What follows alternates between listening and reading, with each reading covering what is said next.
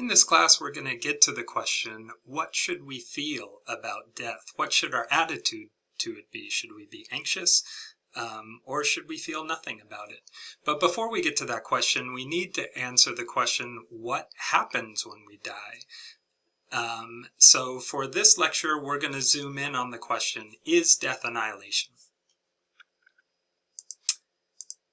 And the approach we're going to take to it is, of course, a philosophical approach, as opposed to, say, a psychological, sociological, or religious approach. So there are many interesting questions regarding death in these areas. So with the sociological questions, how much it costs to get somebody buried, religious questions like what various faiths say about death.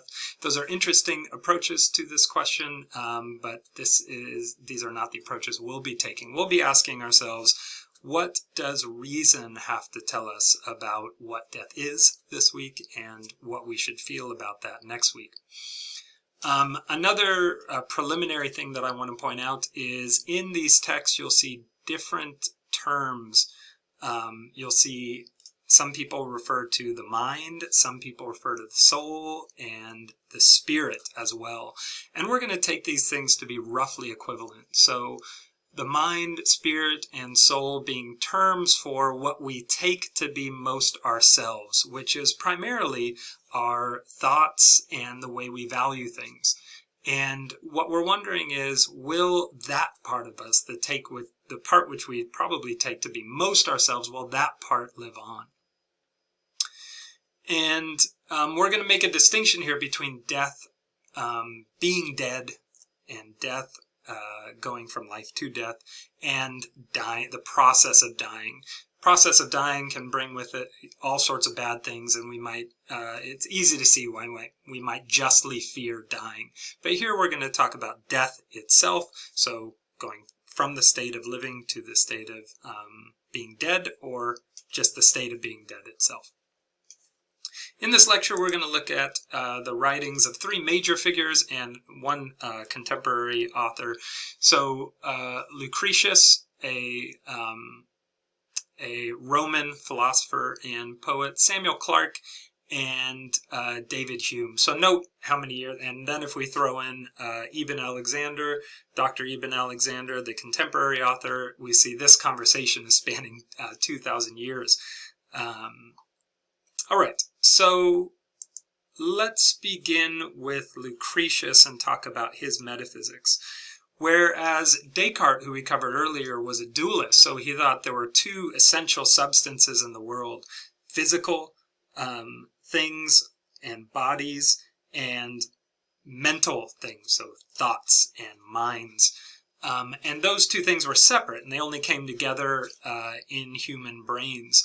Lucretius, on the other hand, was a monist, so he believed there was only one essential substance in the world, and that was physical. So he was a materialist. And though his version of materialism is a little bit weird in the text, he starts talking about little spirit atoms performing their motions inside the human body, and that's what gives us our spirit. We need not follow him down that road. We can update his materialism. There are many contemporary materialist philosophers, so we'll update his materialism a little bit, and I'll get to that in a second. So what's his position and what's his argument? So his position is that the mind dissolves after death, or what he calls the spirit dissolves after death. So as to the question, is death annihilation? Lucretius is going to say yes. There is no afterlife. Death is annihilation of what we take to be ourselves. And his argument, essentially, if we wanted to boil it down to a single premise, is that the body and mind are interdependent. So they rely on each other for their continued existence. So in human beings, the body and the mind are interdependent. Similarly, in animals, the body and mind are interdependent. To flesh out his argument a little bit more, he'll set up an analogy here. So the body is feeble in youth, it's strong in maturity, it's feeble again in old age. It's susceptible to disease, it's confounded by intoxication, and it dissolves after death. The mind shares with it shares with the body many of these qualities. So it's feeble in youth, it's strong in maturity, it's feeble again in old age. These in general, right? Not in every case. Susceptible to disease and confounded by intoxication.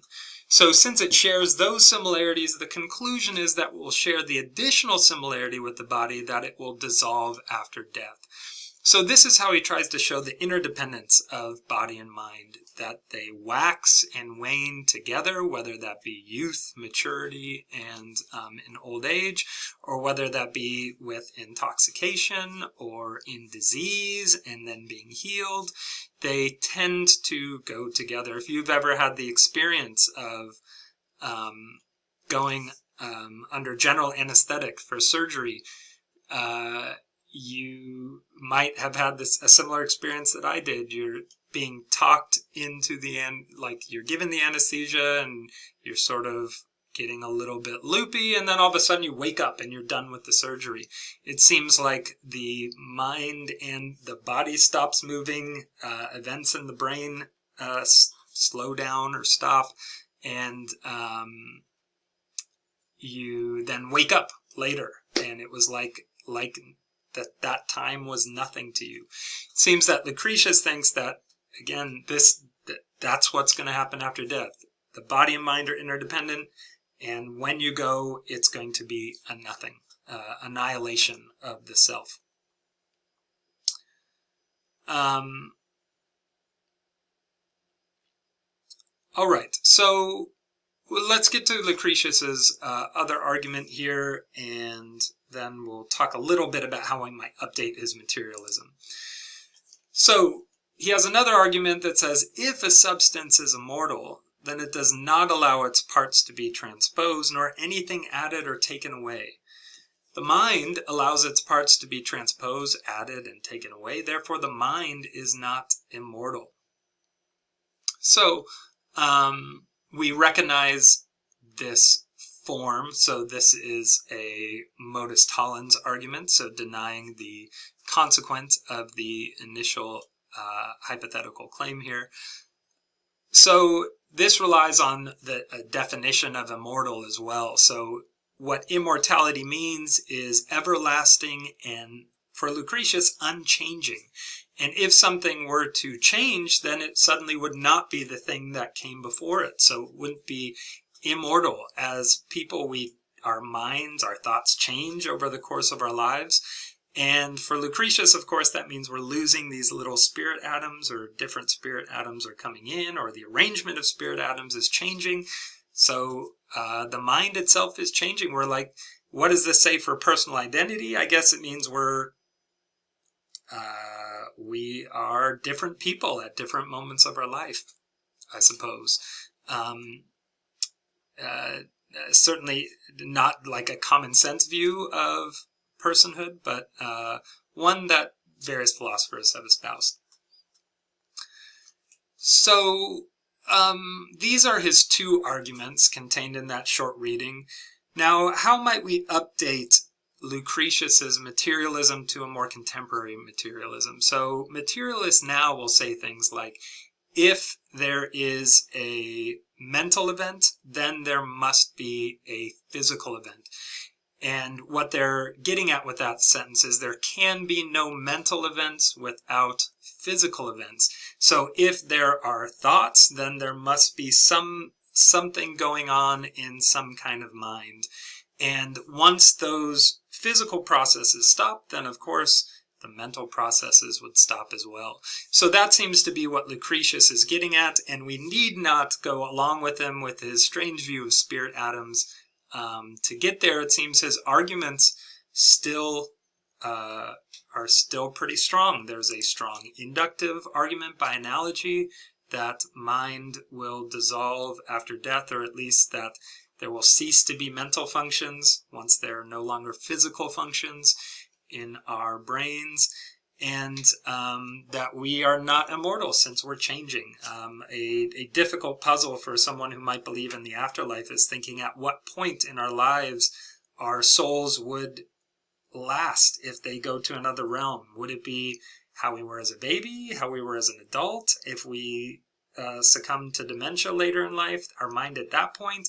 At what point would our minds persist in if there's an afterlife? And how exactly would that transfer happen? Difficult to say. All right, so that's Lucretius's claims. It should be noted Hume follows him almost to the point of plagiarism. He parrots this argument exactly in the piece we read from Hume. But before we get to Hume, we have another argument that gets to the opposite conclusion. So Clarke believes that there is an afterlife. And his argument, of course, starts from a very different place. He says, if God exists, then he's morally perfect. Recall, and all-powerful and all-knowing and all things like this, right? So this premise we dealt with when we talked about the problem of evil. So this notion of God he's going along with. A quality of God being moral perfection. If God's morally perfect, then he always appropriately rewards the good and punishes the wicked. It would be strange for an all-powerful, morally perfect, all-knowing God to not reward the good and punish the wicked appropriately. And there are two places where this might happen, either on earth or in the afterlife. And Clarke is quick to point out that does not happen here on earth. On earth, wicked people get ahead, and virtuous people suffer, sometimes because of their virtue. Now, Clarke wants to say that doesn't tend to be the case, but there are instances where that does happen. We might note an interesting alliance here with this in regards to this idea with Clarke and Ivan from our previous reading. Ivan presents a bunch of cases where children suffer unjustly, right? And that would be more support for premise 4 here. So therefore, if God exists, and if he would appropriately reward the good and punish the wicked, and if he doesn't do it on earth, then the only other place he could do it is in the afterlife. So there must be an afterlife, Clarke reasons, so that God can mete out his perfect justice, right? Now, if we were going to attack this argument, where might we attack it? Well, one common suggestion that I hear is, well, maybe God doesn't exist. Now, note that that's actually not a problem with this argument. Clarke's here just saying, if God exists, then here are his qualities. And if these are his qualities, then that leads to the claim that there's an afterlife. So here he's not actually arguing that God in fact exists. Now, if we're going to follow him all the way to the conclusion that there actually is an afterlife, if we're going to extrapolate from his argument that there actually is an afterlife, then we need that premise at the beginning that God exists. But here he just concludes, if God exists, then there must be an afterlife. So that criticism misses his argument. Another way we might criticize it is maybe we might go after premise 3. Maybe there might be some other time where God could reward and punish besides on earth and in the afterlife, maybe beforehand, but that seems weird to reward and punish beforehand. But maybe we could have more... Maybe we could go after premise 4, God does not always do it on earth. We might recruit Swinburne to go down that road. Swinburne says, look, people suffer on earth, but that's necessary for us having the deep goods of free and responsible choice and being of use. So maybe those deep goods that we get, free and responsible choice and being of use, are so impressive that they offset any instance of suffering on earth. Of course, that's a difficult road to hoe because there are seemingly examples where people suffer horribly and at least on the face of it don't seem to enjoy those goods, or maybe even have those goods. Even apart from the enjoyment, even have those goods to the extent that they'd offset the suffering. So, if God exists, maybe there does have to be an afterlife. Now, Hume, well, I guess another way we could attack this is this idea of God might be bound up with Christianity and other Judaism and Islam, something like Muslim religion, Islam. This idea of God's perfection might be culturally bound, right? Maybe God is imperfect and then doesn't need an afterlife to make things right. Maybe he'll get it right eventually, right? All right.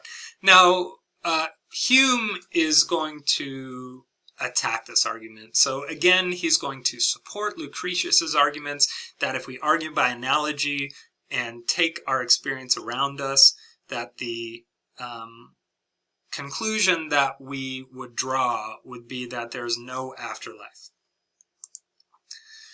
And Hume is going to say that if we look at what he calls the moral arguments for the existence of an afterlife, then we would see that they too are problematic, and we should also conclude that there is no afterlife, that death is annihilation from what he calls the moral standpoint, which is kind of the way that Clarke was going.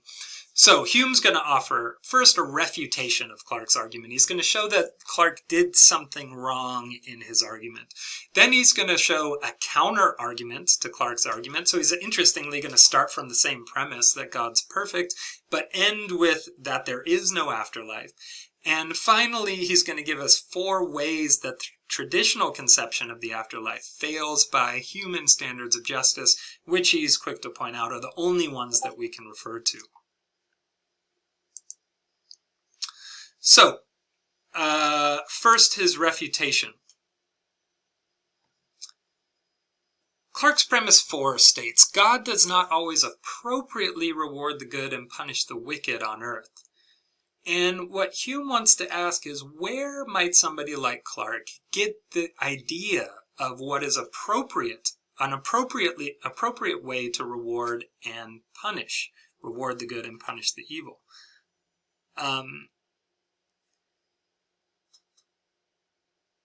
One way you could get this is just by the way things are in the world, right? So you could go from, say, well, how can we know the qualities of God? We can look at the world he created and infer qualities onto the creator. So maybe the right way to do things is the way things happen in the world, that the good are sometimes rewarded, sometimes punished, and the wicked are sometimes rewarded and sometimes punished. And the type of God that we might infer from that is one that's maybe indifferent, or maybe that's just what moral perfection is. Maybe we have a backwards idea of what moral perfection entails. So Hume wants to charge Clarke with assuming that God has attributes, moral perfection, other than those which would be on display in the world. So his premise should not be assumed. And even worse, the only evidence that we could gather from the world would undermine the idea in premises 2 and 4 that God appropriately rewards the good and punishes the wicked, or that rewarding the good and punishing the wicked is part of moral perfection. So this is a problem with Clarke's argument. Hume argues that arguments like this are imposing our ideas of justice on God instead of trying to figure out what Hume thinks is a better way of doing it, figuring out what God's like from the creation that he gave us, if we're going to be reasonable about it, which, of course, Hume says is not the only approach to these matters. All right, so much for his refutation. Let's move on to his counter-argument. So his counter-argument, a counter-argument is an argument from that takes the conclusion that somebody else gives you and constructs an argument for the opposite of that conclusion. And that's what Hume's going to do. Interestingly, he starts from the same first premise. He says, if God exists, then he's morally perfect. And if God is morally perfect, then he would give us faculties and passions befitting our ends. So he'd give us the ability to think about things we need to get the things that we should most want to get. And our passion should be aimed. We should be very passionate about getting that. If there is an afterlife, Hume says, then securing our happiness in the afterlife is the most important thing for us. I mean, our short life compared to eternity is not much. So if there's an afterlife, then we should be focused almost entirely on securing our happiness in the afterlife. Note, Hume is sounding very pious here with his first three premises.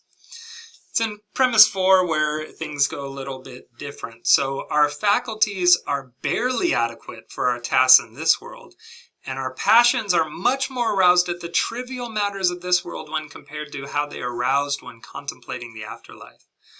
So Hume is saying, if our task is the afterlife, securing our happiness in the afterlife, then God didn't give us reasoning powerful enough to reason that that's what we should be aimed at, is the afterlife, or feelings that are aroused by considerations of the afterlife to near the extent that they should be if securing happiness in the afterlife is what's best for us. A thought experiment to get us thinking about this. Consider two different things. One, imagine somebody told you there's an afterlife and you might be tormented in the afterlife. Think about how that makes you feel. Now think about another scenario. You try to pull out your phone, it flies out of your hand, you see it fall to the ground, and sure enough, you pick it up and the screen is cracked. Think about how that makes you feel.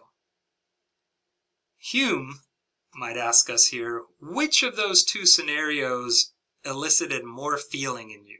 For me, it's certainly the second. I know that feeling of dropping my phone and cracking the screen, and oh, that makes me angry and throws my whole life into a tailspin, right? And Hume wants to say, if God is morally perfect and there's an afterlife that we should be almost exclusively concerned with, then why are we built with such a set of desires and passions and reasoning such that we get so much more upset by trivial matters in this world, like our screen cracking, instead of the afterlife, concerns for the afterlife? So Hume wants to say this is like not fair if that's the way that things are and the way that we were created. So God's not going to be unfair if he's morally perfect. So if God exists, there must not be an afterlife. This must be the only world there is. Now, if you were going to come at this argument, you might try to attack premise 4. You might say, well, yeah, some of us are more aroused at trivial matters in this world, but we shouldn't be, and that's what we need to overcome in order to secure our happiness in the afterlife. But Hume is here to talk about why, even if there is the Christian conception of the afterlife, it doesn't seem like it succeeds on our standards of justice. So let's get to that. So the traditional conception of the afterlife, that we die and then we're judged according to our deeds in this world or our faith in God, and then we either go to heaven or hell. Hume wants to say that's not a good picture of justice. For one, the judgment seems to be based on one axis of virtue and vice, so just on whether we're faithful or not. And we don't judge people like that in life. We judge people on all sorts of characteristics. Are they courageous or cowardly? Are they generous or stingy? Are they faithful? Are they not? All sorts of ways in which we judge a person. And this judgment being based on just one aspect of what makes somebody good or not seems unjust. Another part of it that seems unjust is that the judgment is supposed to be binary, only heaven or eternal happiness, or hell, eternal suffering. It would be difficult enough if we had to go around and decide for each person whether they deserved a sound thrashing or a banquet in their honor, let alone eternity of suffering or joy. So Hume wants to say that just on-off judgment is not, does not seem to accord with what we find in the world, which is people which are somewhere in between good or bad, and on all these axes of virtue. Third, the fact that it's punishment without, if it's punishment, that is punishment without end or possibility of reform. On our notions of justice, if the crimes are not super severe, then we usually allow people to show that they've reformed and maybe get an early parole or something like that, and work back into the good graces of society. Whereas if the Christian conception of the afterlife is right, then punishment without end or possibility doesn't, it seems like there should be a chance for reform at some point. And finally, Hume wants to say the punishment is not proportional to the offense. He points out our reasoning powers are weak, our passions are easily led astray. To punish a human being for eternity, for not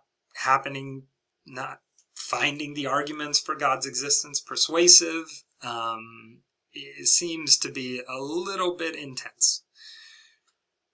So that fails. Now, interestingly, Hume, at the end of his piece, I'll read this section here.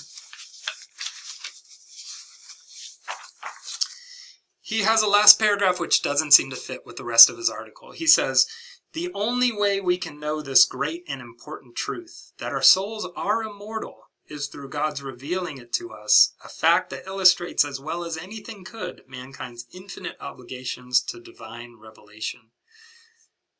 Now, you'd be forgiven if you thought that this paragraph doesn't fit with the rest of his article. In the rest of his article, he says it's not reasonable at all to believe in an afterlife, regardless of which way you approach it. And then at the end, he says, yeah, it's not reasonable, but we have, it's been divinely revealed to us. Thank God it's been divinely revealed to us, because it makes no sense at all. Hume might be covering his ass here. He doesn't want to be taken to the stake for his philosophy, burned at the stake for his philosophy, or he could really believe this. He could think that by faith alone we know these things, but not by reason at all. Although he'd be the first to point out that it makes no sense, right? All right, so we've looked at arguments for whether we should think death is annihilation, from analogies to what happens to the body, moral arguments about God's goodness, and next we're going to consider near-death experiences. So you get people throughout history have reported near-death experiences, and sometimes they come back from those near-death experiences and they report having seen images that jive with various conceptions of the afterlife. So what are we to do with those? Well, for our reading, I had us look at one such report by currently living Dr. Ibn Alexander. He's come out with a series of books about, jumping off from his near-death experience, or as he would say, his death experience. And let's talk a little bit about his experience and what we can draw from it. So first, he has impressive medical credentials, has had appointments at various impressive medical centers, university-affiliated medical centers, Duke, Harvard, etc. And here's how his story goes. His story goes that while he was in what should have been a thoughtless coma, he had a vivid experience of what he thinks is the afterlife. And he goes into great detail about his experience and about his coma. So he talks about his coma being his meningitis being gram-negative or something like this that led to his coma. Very rarely do people recover from it. Very rarely do people make a recovery from it. And while he was in that state, he says that he should not have had thoughts based on what he, being a neurosurgeon, knows about the brain. And he describes these images that he had where he was going through various stages of some sort of afterlife and found peace and harmony towards the end of his journey. He draws two conclusions from this. First, consciousness is independent of the brain. So remember, we started with Lucretius, who wanted to say that the body and mind are interdependent. Here, Alexander is saying, because of his experience, we can draw the conclusion that body and mind are independent, not interdependent, like Lucretius wanted to say. The second conclusion is that he draws is there's life after death. I mean, you can look at his book titles, Proof of Heaven, A Neurosurgeon's Journey into the Afterlife, The Map of Heaven, etc. So, what do we do with people who have with arguments from people who have had experiences like this? And what do we do with this case where it's from a medical expert? He has some expertise in the way the brain works and what it can do in various states. And he says that he should have been thoughtless at this time, and he had this vivid experience. So, a couple ways somebody might criticize this. The first, the premise might not be true, so he might not have had that vivid experience. He might just flat out be lying, right? Somebody who is going to make that argument might draw on some problems that Alexander has had throughout his life.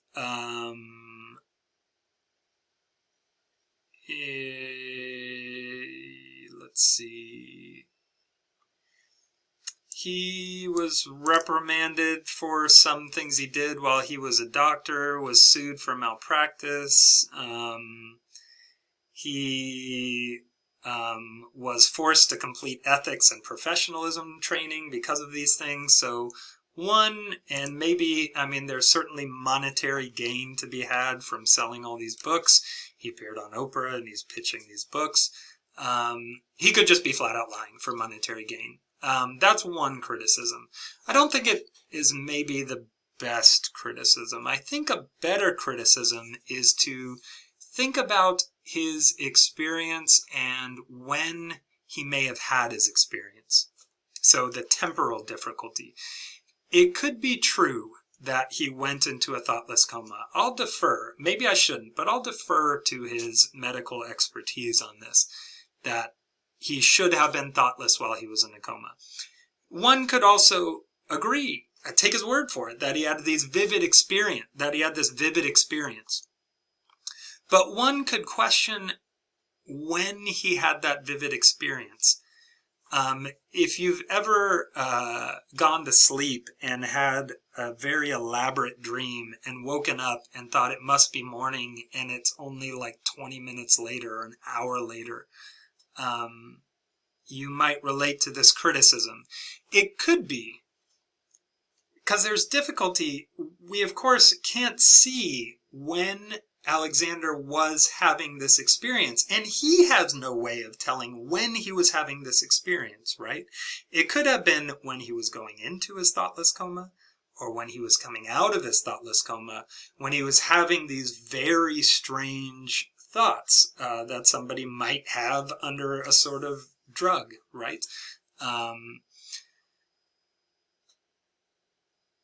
He has no way of telling it, because it's just like when you're asleep. You have no way of knowing at which point when you were asleep the various images were occurring to you, right? It could have been happening in the beginning of your sleep, towards the end of your sleep, and he has no way of knowing what was happening in the outside world when he was experiencing these vivid imaginations, or these vivid thoughts, right? These vivid scenes. So it could have been when he was going in or when he was coming out of the coma, and he has no way of correlating the thoughts that he was having, the experience he was having, right with his unconsciousness, right? Or right with his what should have been thoughtless time. Could have been coming in or going out, especially when we consider that the recovery was a long time, especially when we consider how damaging the disease was to his brain going in. So I think we could say very similar things to other people with near-death experiences. We have no way to know when they were having the thoughts, and that's a big problem for these supposed near-death experiences. So a couple criticisms, take from it what you will. So now let's get to a couple quiz questions. So quiz question 1. Why does Lucretius think that death is annihilation? A, body and mind are interdependent. B, there is no good evidence for the existence of ghosts. Or C, God is not morally perfect. Why does Lucretius think that death is annihilation? Make sure you write your answer down before you take the quiz. Quiz question number 2. Why does Hume believe that if God exists, there cannot be an afterlife? A, God does not appropriately punish the wicked. B, our capacities and feelings are almost entirely oriented to the tasks of this world. Or C, he interprets Scripture as having told us that there is no afterlife. Why does Hume believe that if God exists, there cannot be an afterlife? Or why does he think, at least, that this is what reason would tell us? All right, thanks for sticking with me. Next time, we'll look at, if death is annihilation, what should be our attitude towards it? See you next time.